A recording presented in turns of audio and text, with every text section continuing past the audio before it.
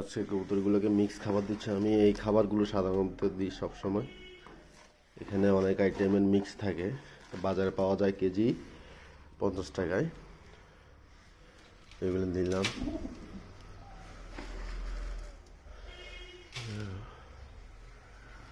খুবই সুষম খাবার, দুজনের জন্য এতটুকু দিলে হবে। আর উপরেও দিতে হবে, এখানেও দিতে হবে।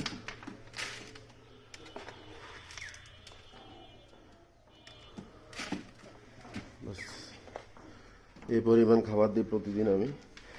আবার বিকাল দিকে একটু দিই, 2বার দিই খাবার 2বার দিই এদেরকে 2বার খাবার দিই জাস্ট। খাচ্ছে এখন।